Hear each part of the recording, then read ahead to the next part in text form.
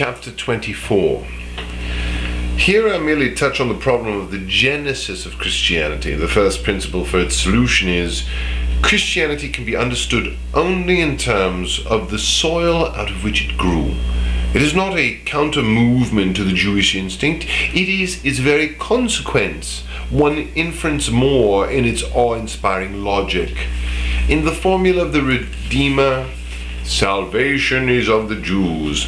The second principle is the psychological type of the Galilean is still recognizable, but only in its complete degeneration, which is at the same time a mutilation and an overloading with alien features, could it serve as that for which it has been used, as the type of a redeemer of mankind. The Jews are the strangest people in world history because, confronted with the question whether to be or not to be, they chose with a perfectly uncanny deliberateness to be at any price. This price was the radical falsification of all nature, all naturalness, all reality, of the whole inner world as well as the outer. They defined themselves sharply against all the conditions under which a people had hitherto been able to live, been allowed to live. Out of themselves, they created a counter-concept to natural conditions. They turned religion, cult, morality, history, psychology, one after the other, into an incurable contradiction to their natural values. We encounter the same phenomenon once again and in immeasurably enlarged proportions, yet merely as a copy. The Christian church cannot make the slightest claim to originality when compared with the holy people. That precisely is why the Jews are the most catastrophic people of world history. By their after effect, they have made mankind so thoroughly false that even today the Christian can feel anti-Jewish without realizing that he himself is the ultimate Jewish consequence. In my genealogy of morals, I offer the first psychological analysis of the counter-concepts of a noble morality and a morality of ressentiment, the latter born of the no to the former. But this is the Judeo-Christian morality, pure and simple, so that it could say no to everything on earth that represents the ascending tendency of life, to that which has turned out well, to power, to beauty, to self-affirmation. The instinct of ressentiment, which had here become genius, had to invent another world from whose point of view this affirmation of life appeared as evil, as the reprehensible as such. Psychologically considered, the Jewish people are a people endowed with the toughest vital energy, who placed in impossible circumstances, voluntarily and out of the most profound prudence of self-preservation, take sides with all the instincts of decadence, not as mastered by them, but because they divined a power in these instincts with which one could prevail against the world. The Jews are the antithesis of all decadence. They have had to represent decadence to the point of illusion. With a non plus ultra of histrionic genius, they have known how to place themselves at the head of all movements of decadence as the Christianity of Paul, in order to create something out of them which is stronger than any yes-saying party of life. Decadence is only a means for the type of man who demands power in Judaism and Christianity, the priestly type.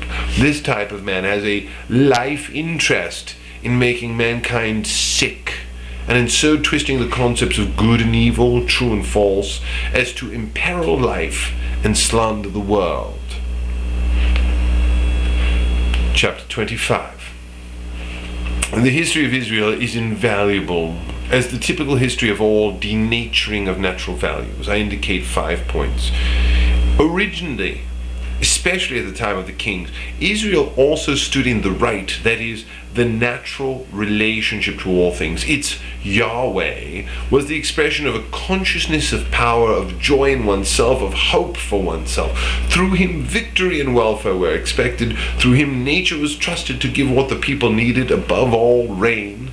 Yahweh is the God of Israel and therefore the God of justice, the logic of every people that is in power and has a good conscience. In the festival cult, these two sides of the self-affirmation of a people find expression. They are grateful for the great destinies which raise them to the top. They are grateful in relation to the annual cycle of the seasons and to all good fortune in stock farming and agriculture. This state of affairs long remained the ideal, even after it had been done away with in melancholy fashion, anarchy within, the Assyrian without.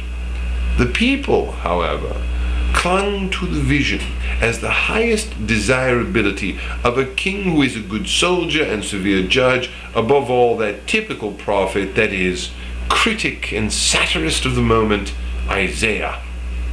But all hopes remained unfulfilled. The old God was no longer able to do what he once could do. They should have let him go. What happened? They changed his concept. They denatured his concept. At this price, they held on to him. Yahweh, the God of justice, no longer one with Israel, an expression of the self-confidence of the people, now a God only under certain conditions. The concept of God becomes a tool in the hands of priestly agitators who now interpret all happiness as a reward, all unhappiness as punishment for disobeying God, as sin. That most mendacious device of interpretation, the alleged moral world order with which the natural concepts of cause and effect are turned upside down once and for all. When through reward and punishment one has done away with natural causality, and anti-natural causality is required. Now everything else that is unnatural follows. A God who demands in place of a God who helps, who devises means, who is at bottom the word for every happy inspiration of courage and self-confidence. Morality, no longer the expression of the conditions for the life and growth of a people, no longer its most basic instinct of life, but become abstract, become the antithesis of life. Morality as the systematic degradation of the imagination, as the evil eye for all things. What is Jewish? What is Christian morality? Chance done out of its innocence, misfortune besmirched with the concept of sin, well-being as a danger, a temptation, physiological indisposition poisoned with the worm of conscience.